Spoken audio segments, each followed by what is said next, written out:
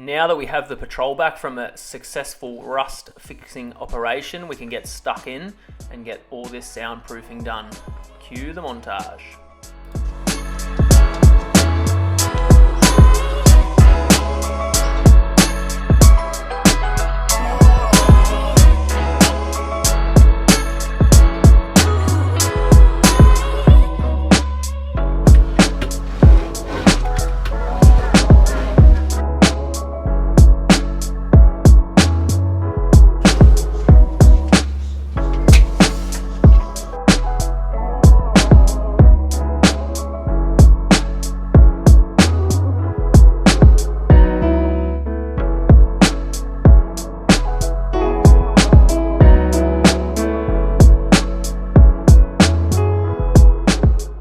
Sound deadening, we're respraying our interior plastics to a nice, more modern black style using a vinyl paint that we picked up.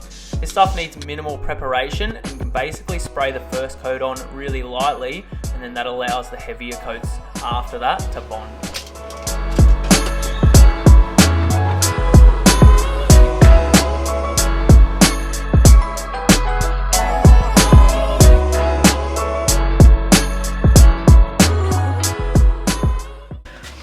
Righto, so moving into the business and the sound deadening now. Getting here into that front passenger footwell this is. So off to our right there is where the rust was repaired.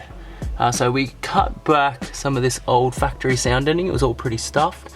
And you'll notice that I've used offcuts basically of the car builder's sound deadening just to pack out into some of those dimples. So now when I run the bigger sheets through, I don't have to push as far down into those dimples, and it'll just mean I'll hopefully get a better seal with that surface, and at the end of the day it's just a little bit extra sound deadening as well. So we'll keep moving and nearly finish the passenger side, and then a little bit to do on the driver's side, including those doors as well.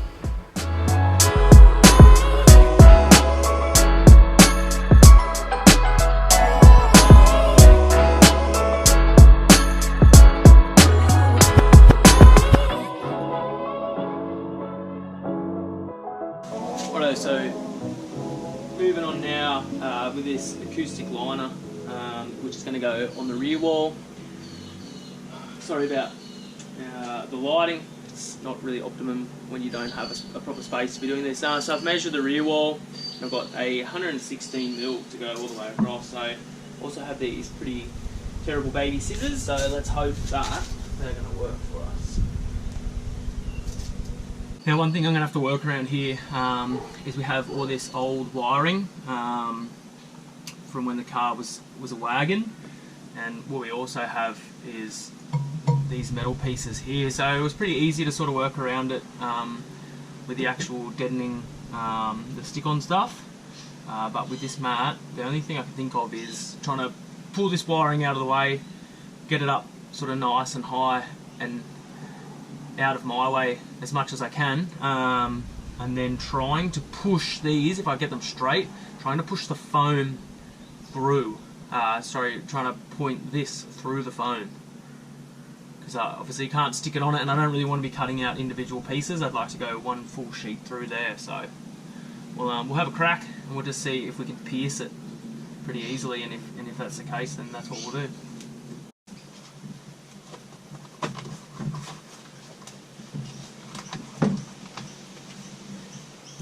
Righto, so I'm actually pretty happy with that. I didn't think it would come together probably as well as it did. It's still not perfect, as you can see. Like, it took a couple of stabs through the foam and stuff like that to get it right. And it might not be the prettiest job in the world, but overall, yeah, I'm pretty sort of happy with how it all worked out there. It's going to allow me to mount this back up now and get that back out of the way.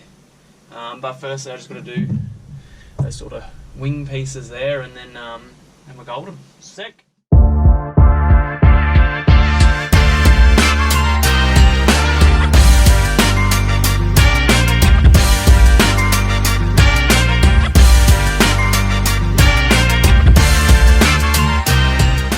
So to help us with the auto electrical work on this rebuild, we've enlisted the help of Stu from Install by Stu. Stu's also a veteran who runs his very own auto electrical business in Brisbane. Now he's mobile, so if you need a hand with anything at all, make sure you hit him up. We'll chuck a link to his website in the description of this video.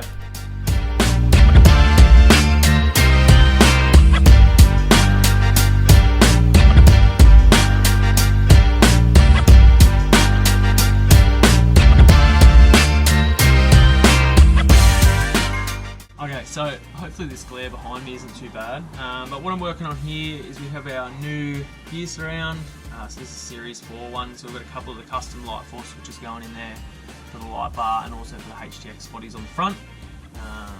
But what I'm working on is I picked up this leather gear boot surround for both the manual shifter and the transfer case lever. So the only thing with it is it doesn't have the holes punched through. So what I'm doing here, is I'm just running around where all these lugs are that locate this and hold this into place with their clips. So I've just got to go through and line it up and then punch holes through. So this little pick here is quite handy, and then you can sort of just work your way through. So yeah, pretty cool. I think it cost about $100 Australian all up. I was on an eBay store of a company that's based in the UK. So yeah, it's actual leather. It's not just like upper or pleather or anything sort of like that. It's actual leather. As soon as you open the box when it came, it's that nice sort of leathery smell. So it'll just add that little bit of class to the Patrol. I've also got a cover that goes over the handbrake lever, and then leather wrapped gear knobs as well, which will look really good. So just going to add that little bit of modernisation once again. So pretty keen to get this on, but just got to sort of fiddle with it for a little bit and poke those holes through. And then once we're then done with that, clip it all on. I'm going to get this mounted, and then that fridge console will hopefully be getting built and then going in.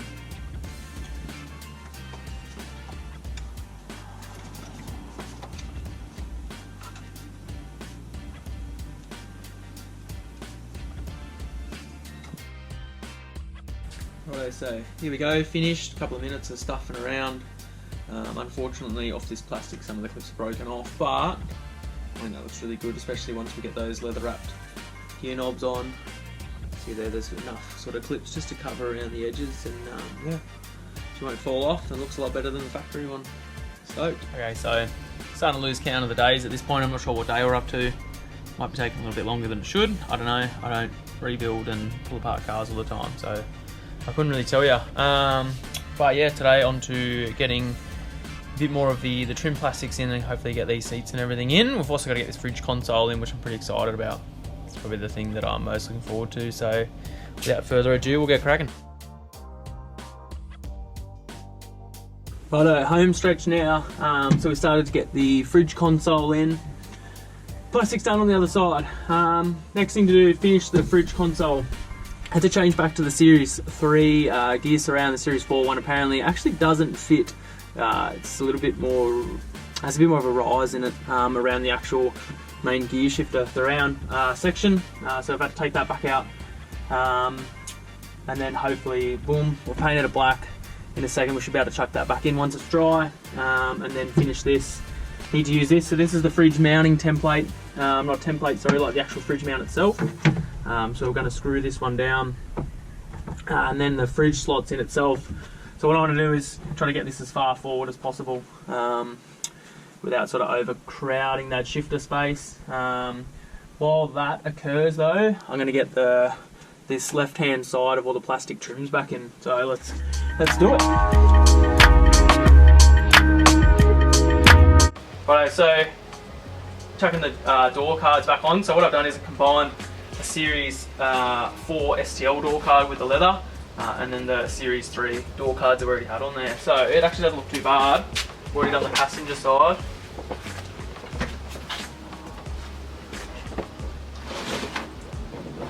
Pull the wiring back through.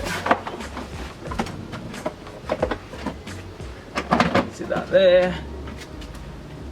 And then basically we'll just go around and press all the studs back in.